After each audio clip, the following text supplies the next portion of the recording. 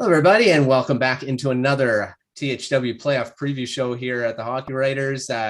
We're getting down to it. This is our second to last preview coming out here is the Dallas Stars and the Calgary Flames. This one came right down to the wire, right to the end of the night on Friday. There was even looking like they were going to play the Avs and the Predators switch. So and it's the Flames and the Dallas Stars, which is going to start this week here. I've got a couple writers here. Colton Pankiw, who covers the Calgary Flames and the Edmonton Oilers. He was on the previous show for the Oilers. He's here to talk about the Flames. I also got Sam Nestler, who does the Dallas Stars. He's a credentialed writer for them as well. So he's at the games. He's taken in, so I'll have some good insight. Thanks, Colton and Sam, for joining the show. No problem. Thanks for having us. Yeah, happy to be here. For sure. So we're going to dive into this series. It's going to be an interesting one, looking at a lot of the stars that are going to go against each other here. No pun intended. So it was just to set up this series, the season series. The Flames won that 2-0-1. There was the only loss they got was an OT loss. Flames outscored them 11-9. Not a huge discrepancy there. Wasn't really high scoring in that. So not a lot of goals. Special teams were Stars were 2 for 11. Flames were 2 for 11. So it was pretty even there. Looking at the scoring in the season series, a couple defensemen led scoring there. Miro Heiskanen with 4 assists and Rasmus Anderson with 4 assists. So I mean, no big. This is the defenseman leading scoring there, but there were some. Mangiapane had 2 goals. Tkachuk had 2 goals. So the common suspects, Ben and Robertson, had a couple for the Stars. So I mean, looking at the season series, the Stars came to play there for both. So let's start with that. We have a pretty big matchup here. We got Joe Pavelski, Jason Robertson, and Roope Hintz versus the big line of Johnny Gaudreau, Matthew Tkachuk, and Elias Lindholm, who just dominated the competition this year. And then you got Mangiapane with the 35 goals as well. So let's start with you, Colton, on this. This is a high-powered top line. I mean, over 300 points between them.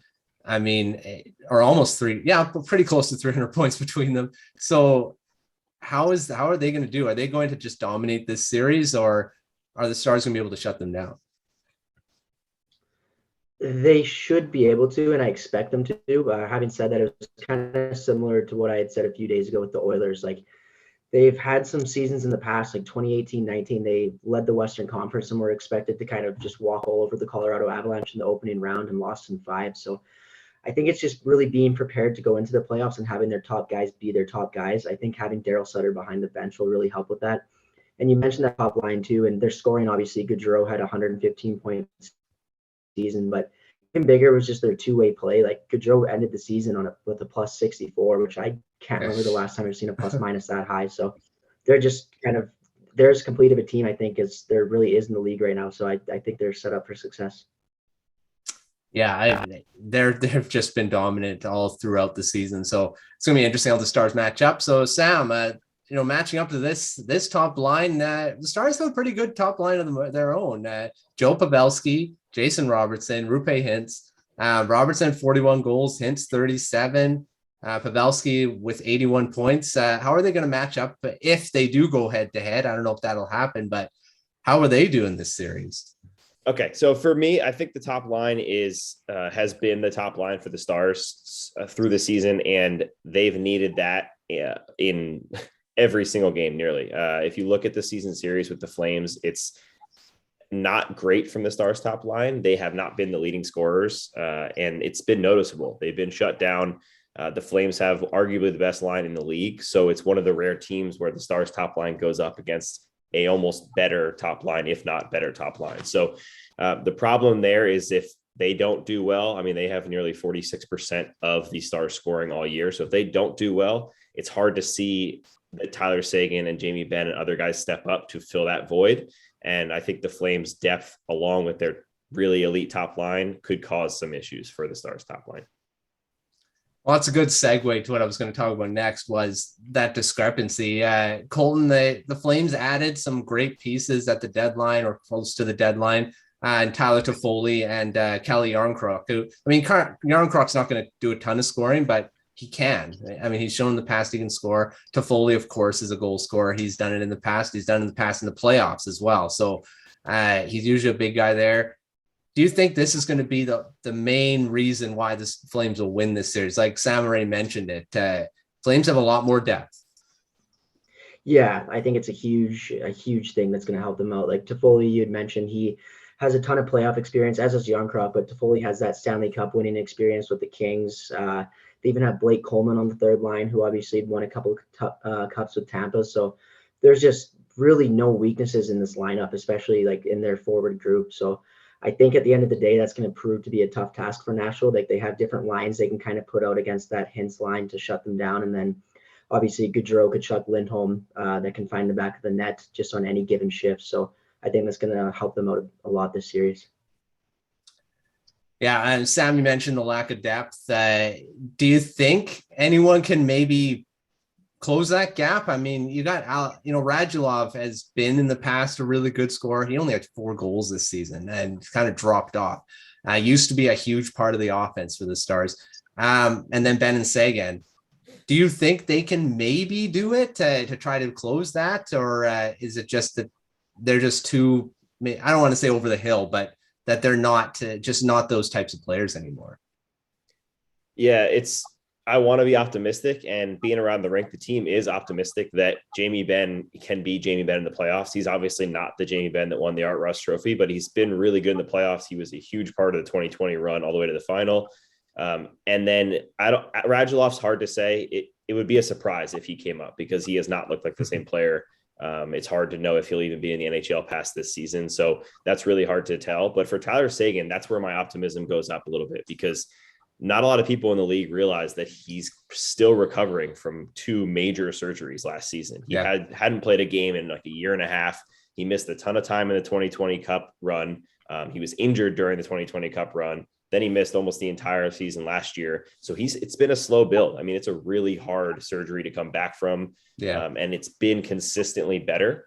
Now, I don't think he's going to come out and score a goal every game, but if there's any optimism, that's where it is right there. Well, I mean, they've done it in the past. They're talented players. They've put up big numbers before. So who knows? I mean, in a short series and a short playoffs, I mean, anyone can get hot. So they have the capability of doing that. We'll see what happens. Let's move to the defense now. These are the guys that are going to have to stop these 2 top units. More on the Stars side because they got to stop those guys. We'll start with you on this one, Sam, because, I mean, the defense is going to have to deal with that top line all series long. Do you think they can handle them? Yeah, I mean, the Stars have a great defense. There's no question about that. Miro Heiskanen and John Klingberg are 2 of the bigger names in the league.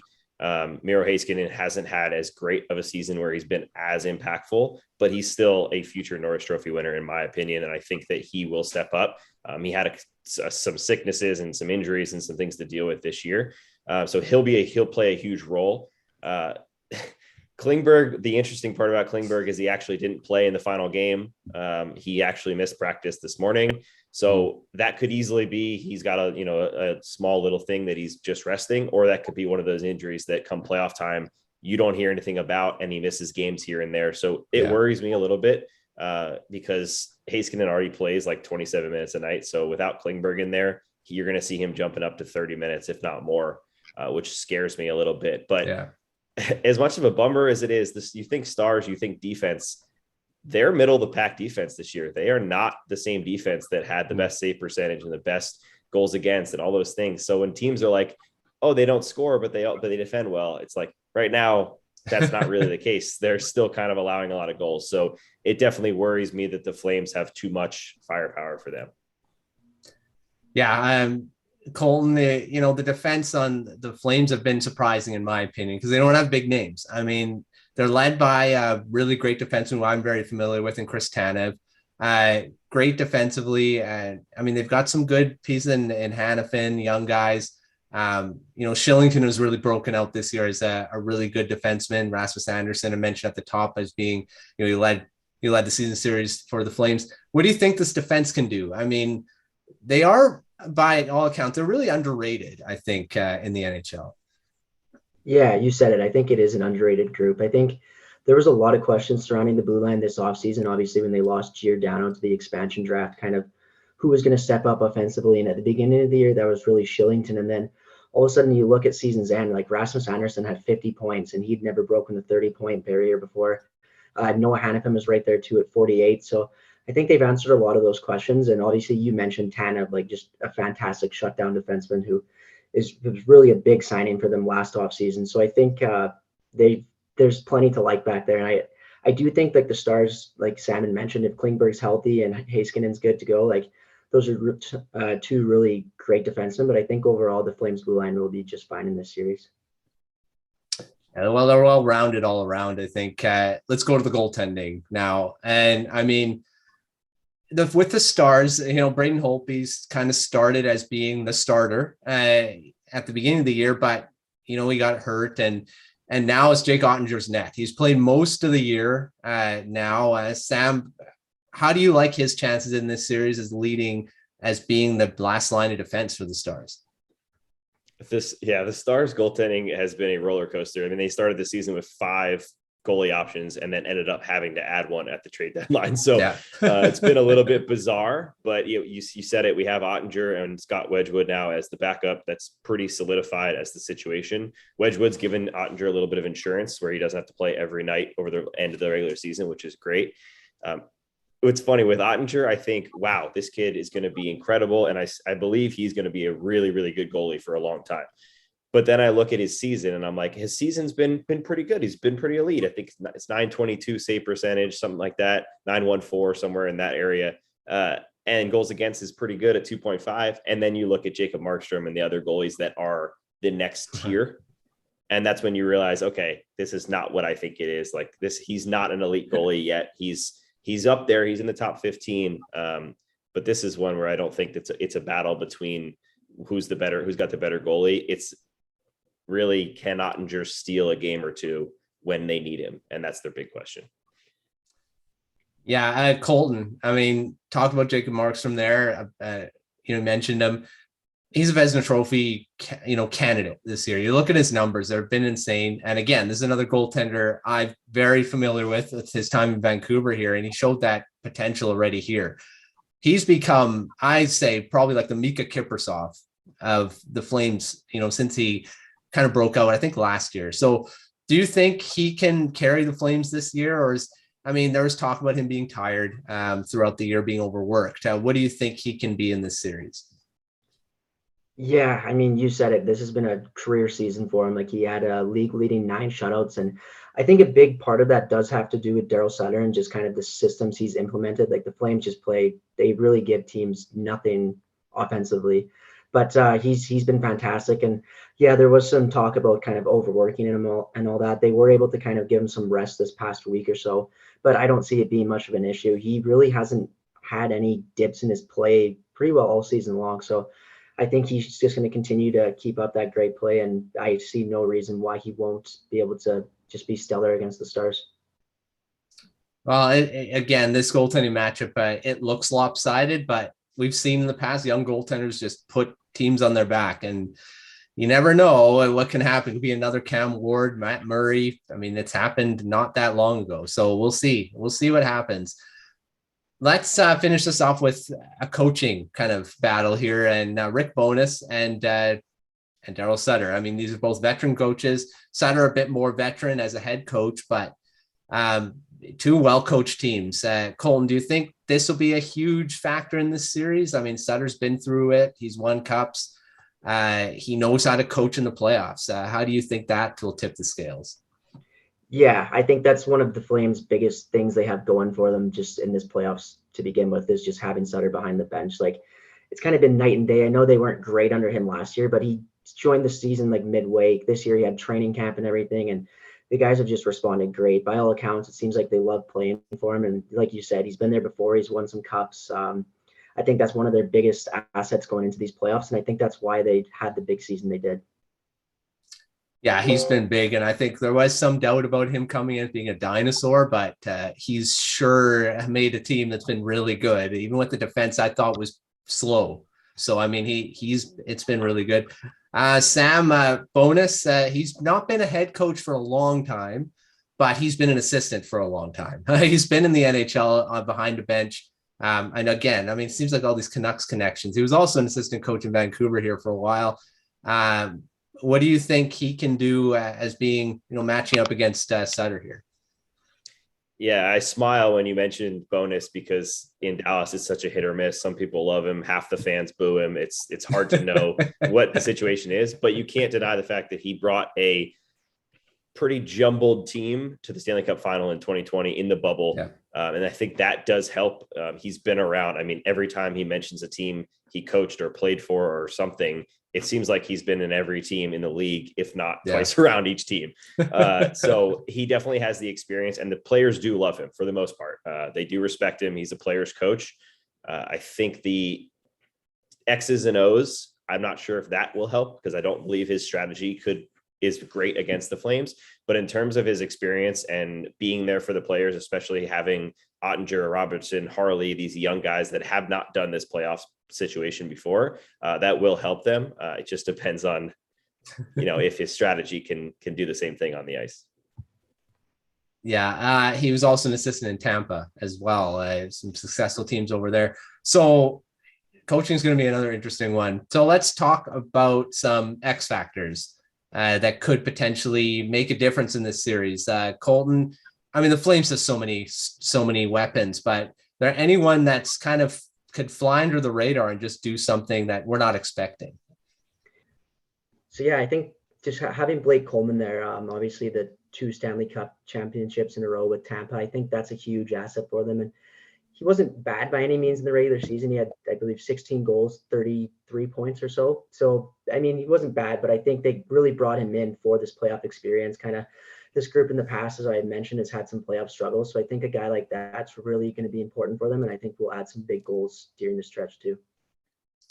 Well, that's exactly why they brought Coleman into the lineup to do this and be a playoff performer. He's done that in the past a lot. Sam, any X factors for the Stars that could potentially just come out of nowhere? I mentioned Radulov. I don't know if he could, but who do you have that, potentially could do that?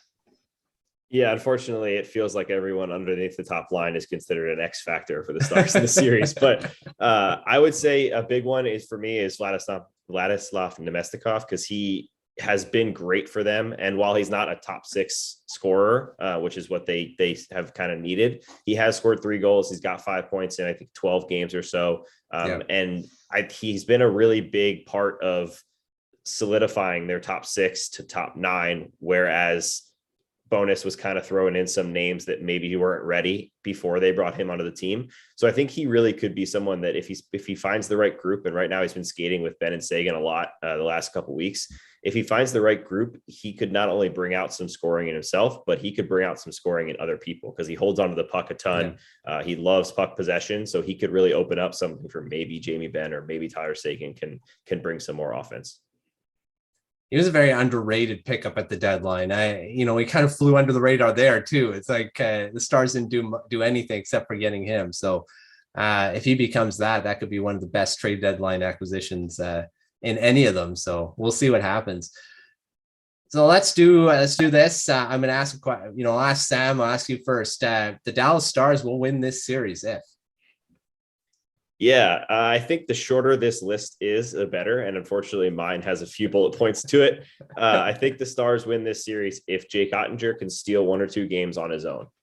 If the Stars power play can go back to the elite top 10 power play they had for 3/4 of the season and not what we've seen the last quarter.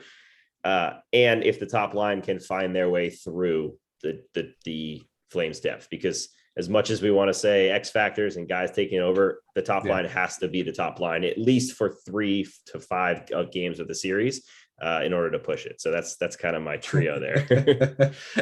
lots of ifs. It's not always a good thing that too many things have to go right.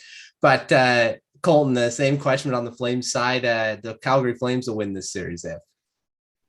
I think just mainly if Sutter's kind of able to get some of the Gaudreaus, Tkachuks, Lindholms, guys that have been there for a while, kind of just out of the almost playoff jitter stage. I think like in the past I'd mentioned they've kind of struggled at that time of the year. So And I think just having those veterans on the lineup, like the Toffoli's, the Colemans, if they're kind of able to step up early on and just lead the way, then I think they'll have no problem in this series. Yeah, we will see. We'll see what happens. So let's go with some predictions. Final predictions here. Colton, what's the series going to end as, and who's going to win? Who's going to have the series winning goal? Ooh, I think first, as far as the series goes, I'm not going to predict a sweep, but I do think the Flames will take care of things pretty easily. I'll take the Flames in 5, and scoring the series winning goal, I will go with Tyler Toffoli. Just he's been a little cold as of late heading into the playoffs, and obviously this is kind of the time where he stepped up in the past, so I'll go with Toffoli. All right, we'll see if that comes to pass. Sam, what do you think this series is going to end at, and who's going to score the series winning goal? Yeah, unfortunately, I'm in agreement. I think Flames in 5 is pretty accurate. I think the Stars find a way to steal one, likely at home. It's the first time they played in front of fans at home in a long time. So I think maybe game 3 they come back and steal one. But I think Flames in 5, and I think Johnny Gaudreau will be scoring the game winning goal or the series clinching goal. Yeah, that's a good pick. He's been doing a lot of scoring this year, so that's probably may happen. But like I said on some of the other series previews, it's probably going to be a no-name guy that'll score the series winning goal or something like that.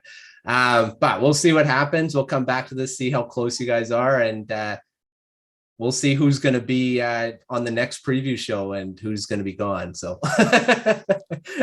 thanks Sam and Colton for coming on the show and setting up this series for our viewers here on YouTube. Stay tuned. We're going to have one more coming out on the YouTube channel. This will be the Avs and the Avs and the Predators. This one's, I kept flopping between these two. So the Avs and the Preds are the last one that's going to go here. So thanks for joining us. Make sure you're following Hockey Writers for Sam and Colton's coverage of this series. They're going to be back and forth wall to wall for this series, I'm sure. So take a look out for their pieces and for all the other Calgary Flames writers and Stars writers as well. Make sure you're following us on YouTube, subscribe to the YouTube channel, and follow us on Twitter and Facebook. And of course, check out the THW Bets website as well. There's lots of stuff, good stuff there. And we will see you next time for our last preview show of the 2022 playoffs in the first round, at least.